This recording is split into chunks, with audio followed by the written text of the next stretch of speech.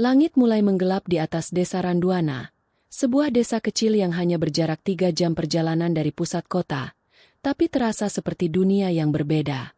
Jalanan beraspal yang mulai retak, lampu-lampu jalan yang hanya menyala separuh, dan suara jangkrik yang menyelimuti udara malam menjadi ciri khas desa ini saat matahari tenggelam. Disinilah tinggal Ayla, gadis berusia 22 tahun yang baru saja kembali dari kota setelah 2 tahun merawat ibunya yang sakit keras. Sepeninggal ibunya, Ayla memutuskan untuk kembali ke rumah warisan neneknya, sebuah rumah tua berdinding kayu yang berdiri di ujung desa, dekat kebun bambu yang lebat dan sepi. Desa Randuana terlihat damai dari luar, tapi Ayla segera merasakan ada sesuatu yang berubah, atau lebih tepatnya, terlalu diam. Tak ada suara tawa anak-anak selepas senja, tak ada obrolan di warung kopi setelah maghrib. Warga menutup pintu dan jendela mereka rapat-rapat. Bahkan, beberapa memasang kain hitam di atas kusen pintu, seolah menyambut sesuatu yang tak kasat mata.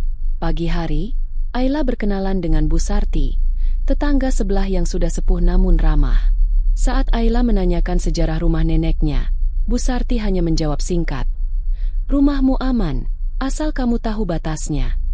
"Batas apa, Bu?" tanya Ayla, bingung. Bu Sarti menatap langit yang mulai beranjak senja. "Jangan tanya sekarang. Nanti saja, pagi-pagi. Dan ingat satu hal penting, Le," katanya pelan, suara bergetar. "Setelah maghrib, jangan pernah sebut nama itu." "Nama siapa, Bu?" Bu Sarti menatap Ayla lama. Wajahnya berubah tegang. Kemudian dia hanya menggeleng pelan. "Pokoknya jangan. Kalau kau sayang nyawamu, jangan pernah panggil nama R." Kalimatnya terputus oleh angin sore yang berembus dingin dan keras, seolah mengingatkan bahwa nama itu bahkan tak pantas diucapkan setengah pun. Ayla tertawa gugup, mengira itu hanya cerita lama untuk menakut-nakuti. Tapi malam pertama di rumah itu mengajarkannya bahwa di desa ini, setiap keheningan menyimpan rahasia, dan setiap nama memiliki harga. Pagi menyambut Ayla dengan kabut tipis yang menggantung rendah di atas jalan setapak depan rumah. Suara ayam berkokok terdengar sayup, tapi anehnya, tidak ada suara manusia. Tak ada sapaan pagi, tak ada aktivitas menyapu halaman seperti lazimnya desa-desa lain. Ayla merasa seolah seluruh desa menahan napas. Ia menyiapkan secangkir kopi, duduk di beranda, dan memandang kebun bambu di belakang rumah. Ada perasaan aneh saat melihatnya, bukan karena bentuknya, tapi karena ia merasa sedang dipandang balik. "Pagi," sapa sebuah suara. Ayla menoleh. Seorang pemuda berdiri di pagar rumahnya, tersenyum ramah. Usianya mungkin tak jauh dari Ayla, dengan raut wajah tegas dan mata yang terlihat menyimpan banyak cerita. "Namaku Ilham," katanya. "Aku tinggal 3 rumah dari sini." Ayla merasa lega. Setidaknya masih ada yang mau bicara padanya tanpa tatapan aneh seperti warga lainnya. Mereka berbincang sebentar, dan Ayla tak tahan untuk bertanya, "Ilham, siapa sebenarnya Ranti?" Raut wajah Ilham langsung berubah. Senyumnya menghilang, dan matanya menatap ke arah jendela rumah Ayla yang masih tertutup rapat. Ia menelan ludah, lalu menjawab pelan, "Itu bukan nama yang pantas disebut sembarangan." Ayla mengerutkan kening. Tapi kenapa semua orang di sini menghindari topik itu? Apa dia semacam? Ilham langsung memotong. "Dulu dia manusia. Sekarang, kami tidak tahu lagi dia apa." Ia melangkah mundur, seolah sadar sudah bicara terlalu banyak. "Maaf, aku harus kerja. Hati-hati, ya." Malam harinya, rasa penasaran Ayla tak bisa ditahan. Ia mengambil album foto tua peninggalan neneknya. Di antara lembaran lusuh itu, ia menemukan satu foto yang menarik perhatian. Seorang gadis kecil dengan rambut panjang terurai, berdiri di bawah pohon mangga dekat kebun bambu. Di belakangnya, samar-samar, tampak rumah ini.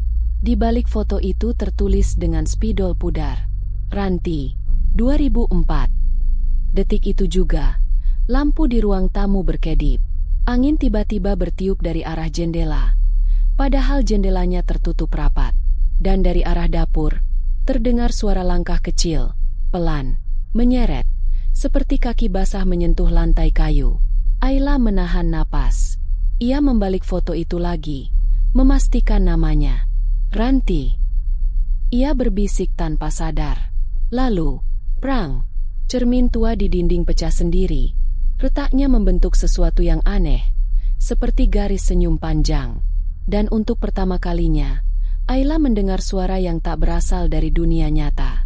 Suara anak kecil, lembut, namun dingin. Kau menyebut namaku, ya? Keesokan paginya, Ayla bangun dengan tubuh lemas dan kepala berat. Ia merasa seperti tidak tidur sama sekali, seakan malam berlalu begitu saja dalam mimpi buruk yang panjang dan dingin. Ia mencoba meyakinkan dirinya bahwa semua itu hanya halusinasi. Foto, suara langkah, cermin pecah, mungkin hanya imajinasi karena kelelahan. Namun saat Ayla melangkah ke ruang tamu, cerminnya benar-benar pecah. Pecahan kaca masih berserakan di lantai. Dan di tengah lantai kayu tua itu, dengan huruf besar yang seperti dicoret pakai kuku, terdapat satu kata. Aku. Nafas Ayla tercekat. Tangannya gemetar. Ia memutuskan untuk segera mencari Ilham. Saat sampai di rumah Ilham, ibunya yang membukakan pintu. Wajah sang ibu menegang ketika Ayla berkata, "Tadi malam, aku sebut nama itu." Sang ibu langsung menarik Ayla masuk, menutup pintu, dan menguncinya. "Apa yang kau katakan?" bisiknya tajam. "Kau sebut, setelah maghrib." Ayla mengangguk pelan. "Tapi aku nggak tahu, aku cuma nemu foto, dan..." "Bukan soal tahu atau tidak. Di desa ini, ketidaktahuan tetap dihukum," jawab sang ibu dengan suara bergetar. "Dulu kami juga tak tahu. Tapi satu demi satu, kami belajar dengan kehilangan." Ilham muncul dari belakang. Wajahnya muram, seperti sudah bisa menebak semua yang terjadi. "Kau harus pergi dari rumah itu malam ini juga," katanya tanpa basa-basi. "Dia sudah tahu kau tinggal di sana. Dan sekarang dia sudah dengar namanya keluar dari mulutmu. Kau sudah mengundangnya." "Siapa dia sebenarnya?" tanya Ayla, nyaris berteriak. "Kenapa kalian semua takut padanya? Ranti itu siapa?" Ilham menatap Ayla lama. Kemudian ia berkata lirih, "Dulu dia gadis kecil, sama seperti anak-anak lain di sini. Tapi ada yang sangat berbeda darinya. Dan malam ketika semuanya berubah, dia menangis, sendirian di kebun bambu. Kami..." Ia menghentikan ceritanya. "Kau belum siap mendengar sisanya." Tiba-tiba terdengar suara ketuk-ketuk pelan dari jendela belakang. Padahal halaman belakang kosong. Semua orang membeku. Tok tok tok. Ayla perlahan menoleh ke jendela. Di balik kaca buram itu, tampak tangan kecil berwarna pucat menempel dari luar, meninggalkan jejak basah seperti baru keluar dari sumur. Ilham menutup jendela cepat-cepat dan berbisik, "Dia sudah mulai." Sore itu, Ayla duduk di teras rumah Ilham, menatap jalanan desa yang mulai sepi lagi menjelang maghrib. Matahari hanya tinggal seiris di ufuk barat, dan suara azan mulai terdengar dari surau kecil. Satu persatu, warga mulai menutup pintu, menurunkan tirai, dan seolah menghilang dari dunia luar. "Aku tetap harus kembali ke rumah itu," kata Ayla pelan. "Semua barang ibuku masih di sana. Kenangan nenek juga." "Benda bisa diganti," jawab Ilham cepat. "Tapi nyawa..." Ayla terdiam. Tapi entah kenapa, semakin Ilham melarang, hatinya justru semakin tertarik untuk tahu lebih banyak. Siapa Ranti sebenarnya? Kenapa semua orang di desa ini sepakat membungkam namanya? Malamnya, diam-diam, Ayla pulang ke rumah. Rumah itu dingin, seperti tidak bernyawa. Tapi anehnya, pintunya terbuka sedikit, padahal ia yakin sudah menguncinya. Langkahnya pelan masuk ke ruang tamu. Bau tanah basah menyambutnya, dan lampu-lampu redup seperti kehilangan energi. Di ruang tengah, Ayla melihat kursi goyang neneknya bergoyang sendiri. Tak ada angin, tak ada binatang. Ia menarik napas, menyalakan senter ponsel, dan menuju kamar belakang tempat neneknya dulu sering menyimpan barang-barang lama. Di sana, ia menemukan sebuah kotak kayu tua di bawah ranjang, dikunci dengan gembok berkarat. Namun sebelum sempat membuka, tiba-tiba terdengar suara dari lorong. Suara nyanyian anak-anak. Pelan, putus-putus. Not musik. Bulan bundar di langit tinggi. Ranti menari. Tak boleh berhenti. Not musik. Ayla menoleh. Jantungnya berdegup kencang. Lagu itu datang dari arah ruang depan. Ia berjalan perlahan, membawa senter. Dan di depan cermin yang pecah, berdiri seorang gadis kecil. Rambutnya panjang menutupi wajah. Bajunya lusuh dan menempel seperti basah. Ia membelakangi Ayla. "Siapa kamu?" bisik Ayla. Meski suaranya nyaris tak keluar, gadis itu berhenti bernyanyi. Ia perlahan menoleh, hanya separuh wajahnya terlihat, penuh luka seperti terbakar. "Namaku Ranti." Lampu padam, dan Ayla menjerit. Ayla tak ingat bagaimana ia bisa keluar dari rumah malam itu. Yang ia tahu, ia terbangun di beranda rumah Bu Sarti keesokan paginya. Tubuhnya menggigil, dan tangannya menggenggam erat foto tua Ranti yang ia simpan dari album neneknya. Wajah dalam foto itu kini berubah. Tatapan mata Ranti lebih dalam, lebih sadar, seperti sedang memandang langsung pada Ayla. "Dia sudah memilihmu," kata Bu Sarti tanpa Ayla minta bicara. Ayla terkejut. "Siapa?" "Ranti."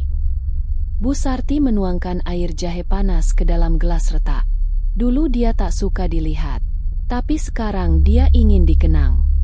Ayla berusaha mengabaikan kata-kata itu, tapi gangguan demi gangguan datang tak berhenti. Malam itu, Ayla mencoba mandi untuk menenangkan diri. Saat membuka kaca di kamar mandi, ia melihat bayangan Ranti di dalam cermin. Tapi saat menoleh ke belakang, tak ada siapa-siapa. Ia kembali melihat cermin. Kali ini, bayangan Ranti menatap langsung ke arahnya dan tersenyum.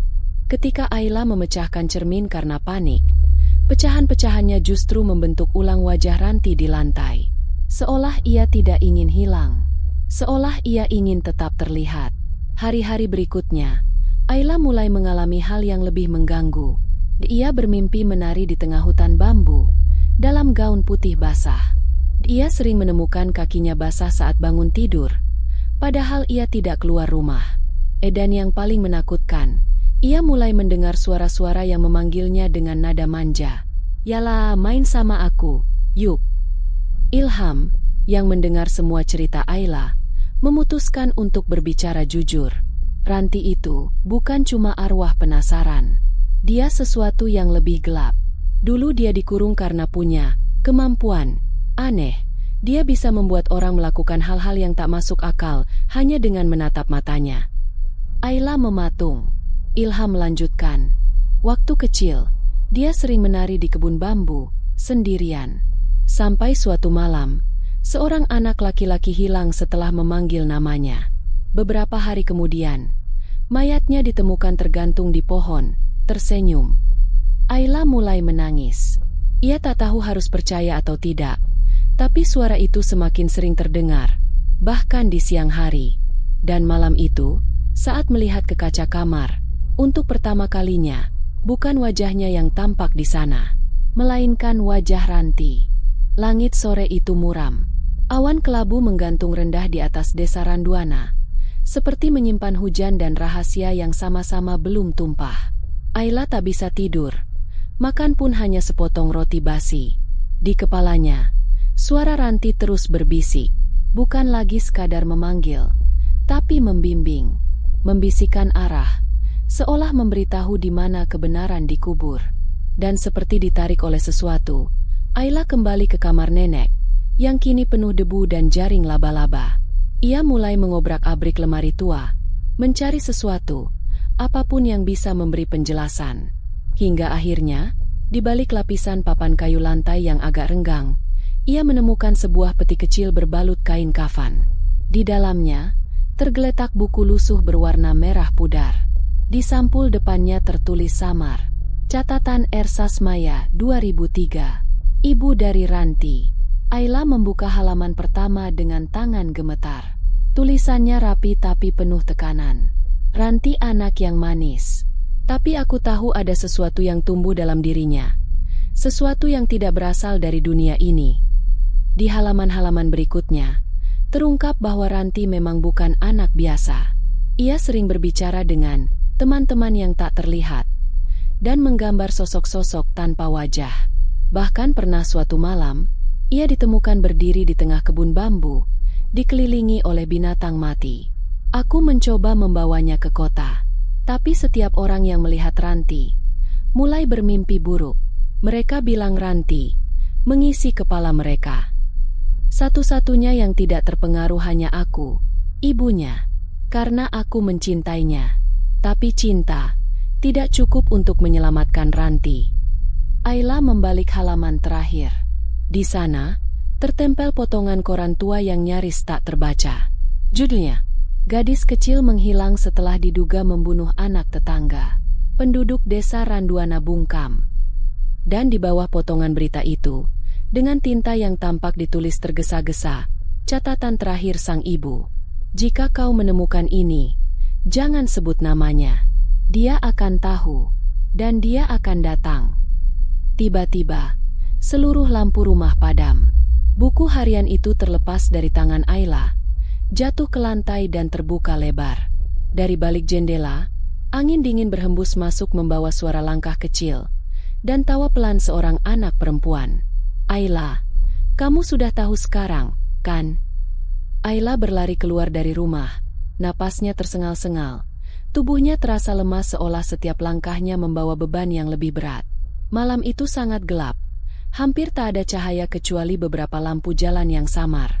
Angin malam berhembus dingin, dan suara nyanyian itu, suara Ranti, terus berputar di kepalanya. Kenapa? Kenapa ini semua terjadi? Gumam Ayla dalam hati. Ketika ia mencapai ujung desa, sesuatu yang dingin menyentuh pundaknya.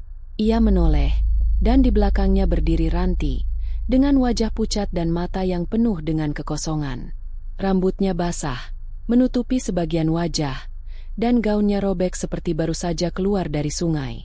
Ranti, Ayla berbisik, suaranya pecah. Kau harus berhenti. Semua ini sudah cukup. Namun Ranti hanya tersenyum, senyum yang jauh dari manusiawi, senyum yang tampak seperti senyum penderitaan yang panjang. Aku tidak bisa berhenti, Ayla, kata Ranti pelan. Suaranya seperti datang dari jauh. Aku sudah menjadi bagian dari tempat ini. Aku tidak bisa pergi. Ayla mundur selangkah. Jantungnya hampir melompat keluar. Kenapa? Kenapa harus aku? Kenapa aku yang dipilih? Ranti mengangkat tangannya, menunjuk ke arah kebun bambu yang gelap di ujung desa. Karena kamu yang pertama menyebut namaku setelah bertahun-tahun. Karena kamu yang ingin tahu. Aku butuh pengganti. Aku butuh seseorang yang akan mengingatku. Tidak. Ayla berteriak. Aku tidak akan menjadi penggantimu. Namun, suara tawa itu makin keras, makin menekan. Dan di belakang Ranti, Ayla bisa melihat bayangan-bayangan lain yang mulai muncul, seperti ribuan tangan yang meraih dari kegelapan. Tiba-tiba, ilham muncul di depan Ayla, menariknya mundur. Jangan dengarkan dia, Ayla, serunya. Dia akan menjeratmu, mengisap semuanya. Itu yang dia lakukan pada setiap orang yang datang. Tidak ada yang bisa keluar dari sini setelah itu. Ranti menatap mereka berdua dengan mata kosong, dan suara dari mulutnya terdengar seperti bisikan ribuan suara. Ilham, kamu juga sudah terjebak. Semua yang tahu tentang aku akan menjadi bagian dari dunia ini. Tidak ada jalan keluar. Ilham mendorong Ayla lebih jauh lagi. Kamu harus lari. Kamu harus pergi sekarang juga. Tapi Ayla tidak bisa. Rasa bersalah yang membebaninya lebih berat daripada rasa takut.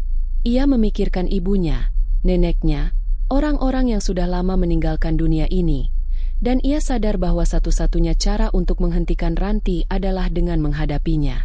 Dengan langkah tegas, Ayla berjalan maju. Ranti, aku akan mengingatmu, tapi aku tidak akan membiarkanmu mengambil hidupku. Jika kau ingin aku mengenangmu, aku akan melakukannya. Tapi kau harus membebaskan semua orang yang terperangkap. Ranti terdiam. Sejenak, semua suara yang menggema hilang. Hanya ada hening. Kemudian, Ranti mulai menangis. Air matanya jatuh ke tanah, menyatu dengan tanah yang sudah basah. "Aku hanya ingin bebas," katanya dengan suara lirih. "Aku hanya ingin mereka semua ingat." Ayla melangkah lebih dekat. "Aku akan mengingatmu. Aku akan membuat orang-orang tahu, tapi kau harus pergi. Kau harus pergi dari sini." Dan di saat itu, sesuatu yang tidak bisa dijelaskan terjadi. Sebuah cahaya terang tiba-tiba menyelimuti desa, seolah-olah dunia ini kembali ke tempat yang seharusnya.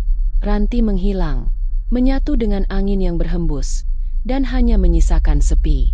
Matahari pagi muncul dengan malu-malu dari balik awan, menyinari desa Randuana yang tampak tenang untuk pertama kalinya setelah bertahun-tahun. Tidak ada lagi suara nyanyian yang menghantui, tidak ada lagi bayangan di cermin.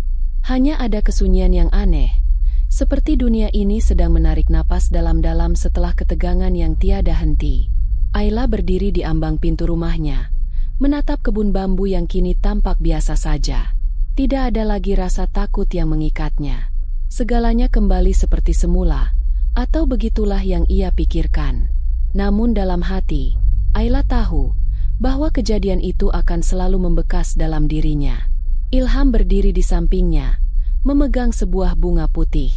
"Ini bunga kesukaan nenekmu," katanya dengan suara pelan. "Mungkin ini saatnya untuk menutup bab lama." Ayla mengangguk, namun tidak bisa menyembunyikan rasa berat yang masih ia rasakan. Di dalam pikirannya, kenangan akan Ranti dan kisah tragis yang mengelilinginya tak pernah benar-benar hilang. "Tapi Ranti sudah pergi, kan?" tanya Ayla, memastikan dirinya sendiri. Ilham menatapnya dengan mata penuh arti. "Mungkin, atau mungkin tidak sepenuhnya." Hantu seperti Ranti, dengan semua kesedihan dan kebencian itu, tak mudah hilang begitu saja. Tapi dia sudah memilih untuk membiarkanmu hidup. Dan itu sudah cukup. Ayla menarik napas panjang, kemudian menatap bunga di tangan Ilham. Bunga putih yang indah namun rapuh itu terlihat seperti simbol harapan baru. Ia berbisik, "Aku tidak akan melupakanmu, Ranti. Tapi aku akan hidup, dan aku akan membuat orang lain tahu siapa kamu sebenarnya." Ilham mengangguk, dan mereka berdua melangkah menuju kebun bambu, tempat di mana Ranti terakhir kali menghilang.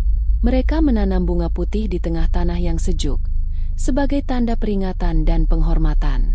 Di sekelilingnya, tak ada lagi rasa takut, hanya kedamaian yang aneh dan menyentuh. Ayla menatap langit biru yang bersih, merasa seolah ada sesuatu yang terlepas dari pundaknya. Namun dalam hatinya, ia tahu bahwa kenangan itu akan selalu ada, membentuk siapa dirinya sekarang, seorang gadis yang berani menghadapi kegelapan, meski harus merelakan sebagian dari dirinya. Malam itu, untuk pertama kalinya setelah sekian lama, Ayla tidur dengan tenang. Tidak ada lagi suara yang memanggil namanya. Tidak ada lagi bayangan yang mengikutinya. Ranti, entah di mana, akhirnya menemukan kedamaian, dan Ayla bisa melanjutkan hidupnya. Namun saat ia terbangun keesokan harinya, di dekat pintu kamar, ada sebuah gambar kecil yang terjatuh. Ayla mengambilnya dan melihat gambarnya, gambar dirinya, dengan rambut panjang yang tertutup bayangan dan mata yang tampak kosong. Di bawahnya, ada tulisan yang kecil, hampir tidak terlihat. "Aku akan selalu mengingatmu, Ayla." Ayla menggigit bibirnya, perasaan campur aduk. Ia tahu, meskipun Ranti sudah menghilang, kisah ini tidak akan pernah benar-benar berakhir. Setelah malam yang tenang itu, kehidupan di desa Randuana berangsur-angsur kembali normal. Tanpa suara Ranti yang mengganggu, tanpa bayangannya yang menyelimuti setiap sudut. Namun, meskipun dunia luar terlihat damai, Ayla merasa ada sesuatu yang hilang dalam dirinya. Kenangan itu, pengalaman itu, tak bisa begitu saja terhapus. Ayla kini lebih sering menghabiskan waktunya dengan Ilham dan Bu Sarti, berbicara tentang masa depan dan mencoba melupakan masa lalu yang kelam. Tapi setiap kali Ayla berjalan di antara pohon bambu, ia merasakan seakan Ranti ada di sana, mengawasi. Namun, Ayla mulai belajar bahwa tidak ada yang bisa benar-benar menghapus kenangan, terutama kenangan yang begitu mendalam. Dia tidak bisa memaksa dirinya untuk melupakan semuanya. Sebaliknya, ia belajar untuk hidup berdampingan dengan kenyataan bahwa hal-hal yang menakutkan itu tetap ada, dan itu bagian dari dirinya yang tak akan hilang. Hari-hari berlalu, dan Ayla mulai kembali ke sekolah.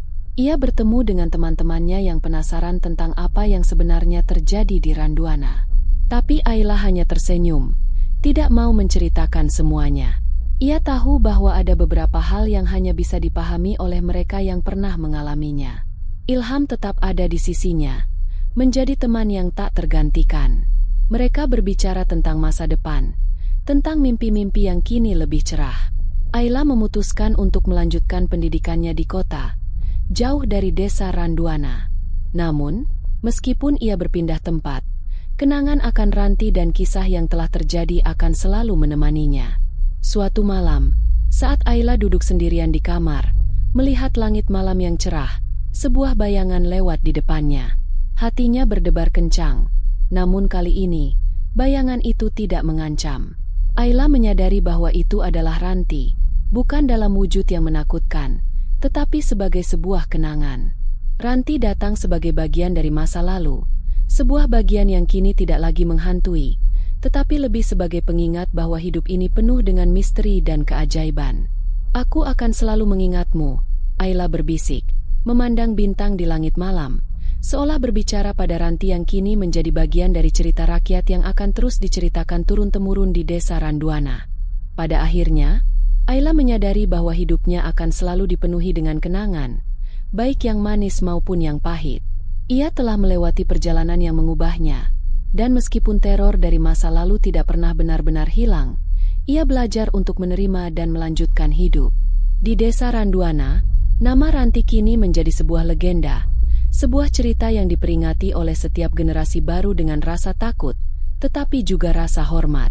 Ayla akan selalu mengingatnya, namun ia juga tahu bahwa hidup harus terus berjalan, meskipun terkadang di tengah gelapnya malam, ada kenangan yang tak bisa lepas begitu saja.